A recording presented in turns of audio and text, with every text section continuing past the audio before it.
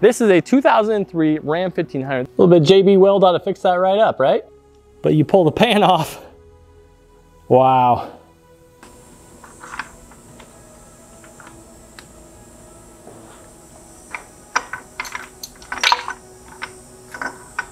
Well, I think we have our first clue as to why this thing ate a rod bearing. You can see here, based on that and based on this, we are dealing with a serious maintenance issue. It does not look like the oil was changed in a timely fashion on this truck pretty much ever. I mean, this is looking like 15,000 mile oil intervals.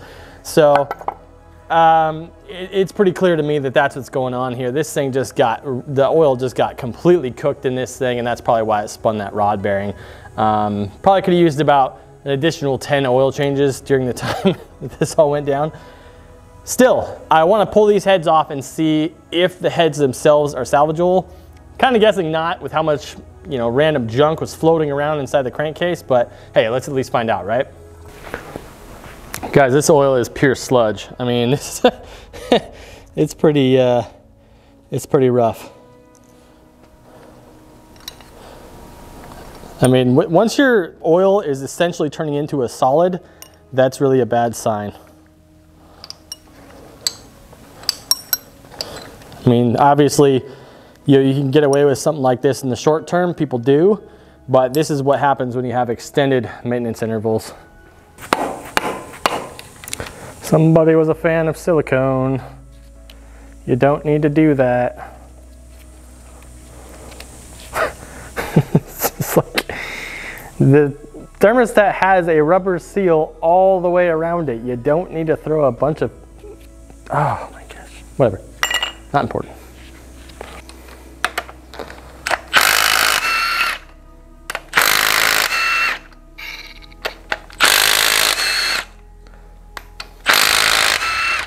Now you'll notice I'm operating the same way when I'm removing this. I'm doing it the same way I would where I'm installing it, where I'm moving from the center out. There is a potential where if you're loosening it from one side, it can actually warp it. I've never personally seen it happen, but there's reasons why they say to do things the way they do. You're also not really supposed to remove them with an impact. That I've never once had a problem with.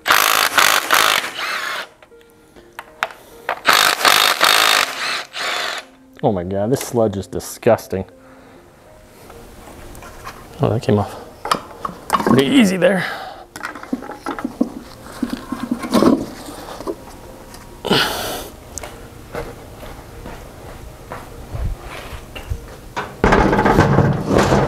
You know, this one's salvageable.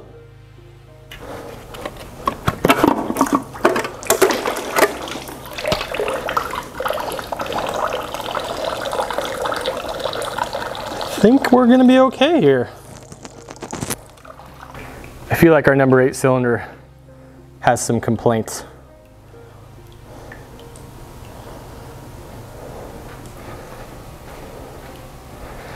Wow, I'm surprised the number 7 piston is still there. What? It's not attached to anything.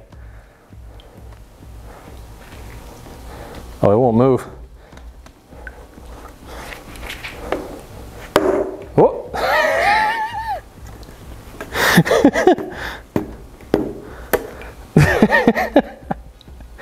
World's first piston that moves without the rest of them moving. Impressive. Wow. Hey, that's good stuff. You know what I'm gonna do just for laughs? I'm gonna pull out these lifters and see if they've got any play in them. Okay, can we finally put this lifter myth to bed for good? I just pulled the lifters out of this engine. It's a 2003 Ram 1500 with 196,000 miles on it. And clearly, based on the damage that was done to this engine, it was lack of maintenance that killed it. The oil is sludge in there, it's sludged up, stopped lubricating, and it spun a rod bearing in there. So guess what? Had the worst lubrication of any Hemi I've seen thus far. And yet, I pulled the lifters out of it. And if you look at all these lifters, granted they are non-MDS, but you can see just how bad the oil is. It's clumping up and becoming actual solids in there. And yet, not one of them have the needle bearings failed. Not one. Guys, I know I'm harping on this right now, but look at the oil that was in the bottom side of those block off plugs in the block. Look at how it's turned to a solid and is clumping up in there. That's the oil that was running through this engine. So think about that and then realize not one of these lifter bearings have failed. If that does not prove my point, I don't know what does. Something that's fascinating me is that as much carnage as there was down below, the cylinder walls don't look that bad. I mean, clearly you have a hole in the block here, and it actually fractured the block as well. Kind of hard to tell, but it did fracture it right along here. There you go. So obviously the block is done anyway, but I was taking a look at the cylinders and they weren't that bad until I realized right down in there, right down here, it fractured the cylinder wall. Let's see if I can get a better shot of it for you. There you go, right there in the middle there. It fractured the cylinder wall all the way through to the water jacket. So there's no saving this one. This block is 100% done for. But again, on this particular build, that's what I was expecting going into it, was that I would have to replace the entire engine. I was hoping not to.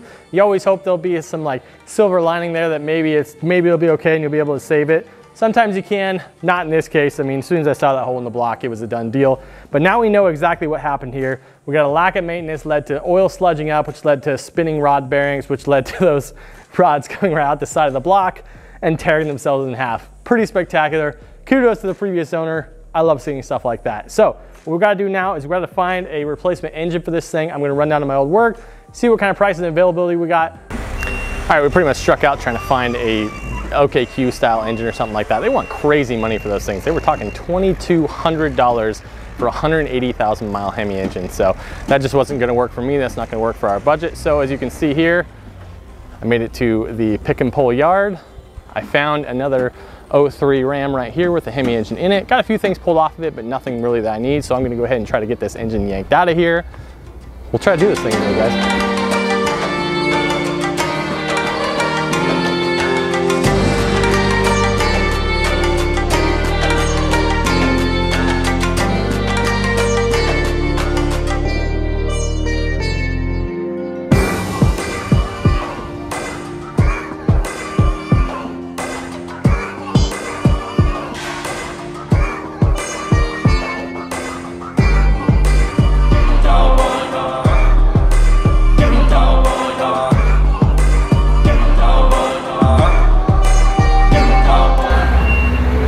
About an hour and a half later, we got the engine all ready to come out. This is a great example to show you guys that you can actually remove this stuff without the lift and all that stuff. I mean, I'm just lying on my back in the junkyard, man, it's pretty terrible, but you can do it. However, I did make one slight miscalculation. See the little engine hoist action? See how there's nothing hanging from it? I assumed that they would have at least some sort of a tackle set up on there to where you can get it out. They do not, so I gotta figure out how to get this engine out of here now. Well, we jump forward in time a little bit. I didn't actually show the process of pulling the engine while we're at the salvage yard. I realize most of you know who've been to a pick and pull yard that they don't actually provide the pulling hoist. They have the A-frame there, but you gotta go actually either rent or basically just put a deposit down for the pulling hoist. They're not just gonna leave them out there because they feel like people will steal them. So went and got the pulling hoist from up front there. I yanked this thing out and I did forget my chain to actually lock onto the engine. So the process by which I pulled it out of there was so sketchy that I didn't want to show it on camera. Regardless, you can see we have the engine here. We made it back to the shop. We're gonna start tearing this thing down. I went ahead and pulled the front cover off already. Yeah, she looks basically about as dirty as the last one, but as long as it doesn't have a rod kick through the side of the block, as long as the cylinder walls aren't scored, I think we're gonna be okay. I wanna go ahead and disassemble this thing, at least get the heads off, and try to look at those cylinder walls. We'll get the pan off of there and try to clean this engine up as best we can. And then we'll go ahead and reassemble it with some new gaskets and seals. Gonna put a new water pump on there, a new thermostat, just some little maintenance items. We should be good to go with this thing. It does need a lot of cleanup though. So that's our very first process we're gonna do.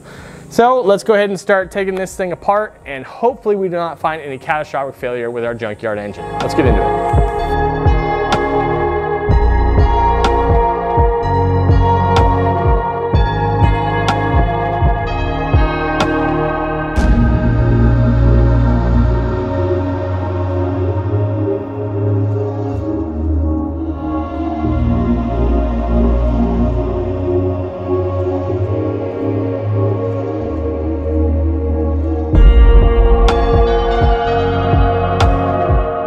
All right, well, we've got this thing largely disassembled here. We took the cylinder heads off. I'm actually really happy here. This side, everything looks great. Cylinder walls look just fine, no problems at all. However, I did run into a slight complication here on the driver's side on cylinder number 7. You can see that the edges of the piston are broken off. We did, looks like, have a ringland issue on this cylinder. However, the good news, it did not scratch up our cylinder wall, so we should be able to do a quick hone on that and have no problem at all. Slap another piston in here, we should be good to go with that. Very often when I do these jobs, people are asking me, what am I using to clean off the old head surface and clean off the block surface on there to get rid of that gasket residue? Well, I'm gonna show you right now. The first thing you wanna do is you wanna go ahead and grab your 4.5-inch angle grinder with a flat disc on there. Then you're gonna wanna, kidding! This is absolutely the wrong tool. Don't even look at this thing, it's just a joke. What is the right tool is a 90-degree sanding wheel here with a Roloc red medium grit disc on there. Now, this disc is designed specifically for removing excess gasket material. Don't use any sort of actual grit disc, anything like that, because that will take material off, but these Roloc discs are perfect for this. Now, very often you'll hear people say, all you can use on a head surface or on a block surface is a plastic scraper. That's the only thing, because otherwise you'll get divots, you'll make the metal uneven, and your head gasket will never seal, and you're in all sorts of problems.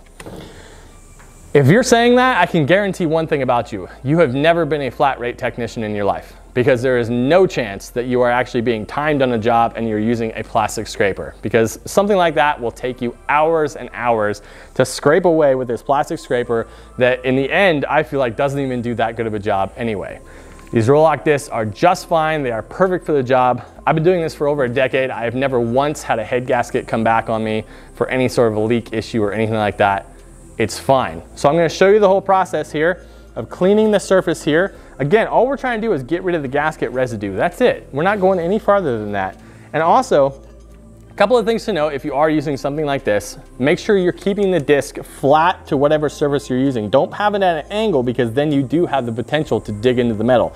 So keep it flat, keep it moving smoothly on there, and also don't press down on it. There's no reason to do that. Let the disc do the work and just run it along there smoothly until all the gasket residue is gone. Now, this thing will leave a very, very slight scuffed surface to the head. Perfectly fine, not a problem. The cylinder head gaskets are a multi-layer steel design that have sealant bonded to those metal plates, and that helps this whole thing seal properly.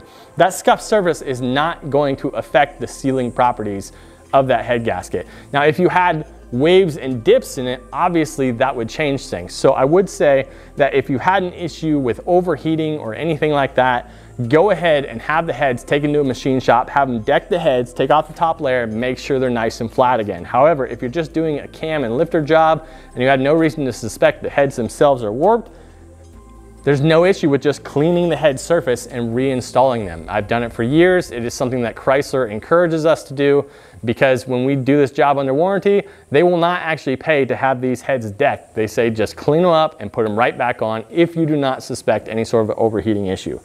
So that's about that. I'm gonna go ahead and give you a close-up of me doing the cleaning job on here. You'll see how quickly it goes, and you'll see what a nice clean finish it leaves when we're done.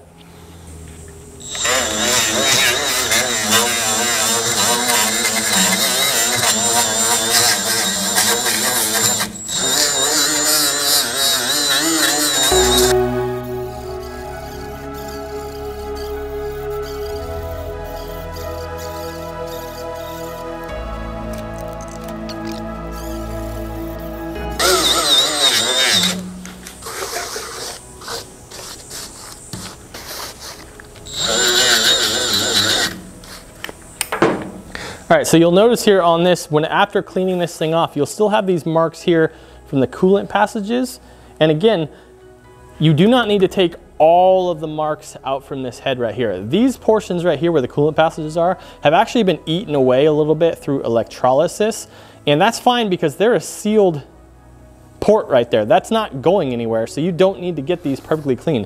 If you keep grinding away at these and trying to make them perfectly flat, I guarantee you're gonna need to take it to a machine shop at that point to make sure it's all flat again. So again, you don't need to get these little coolant ports perfectly clean, because there is a good chance that some electrolysis has taken place. All we're concerned about here is where the sealing surfaces are for the head gasket itself. If you don't know where those are, you can take your new head gasket, place it on there, and see where all the ports and passageways are, and then clean those up. So in this case, you can see that took a grand total of about 2 minutes to clean that all off, and now this head's ready to go back on. The block is even easier because it's made out of steel, so you can actually be a little bit more aggressive with these discs on the steel block, and it won't even touch it. It's good to go. But on these aluminum heads, you can see just how simple that is.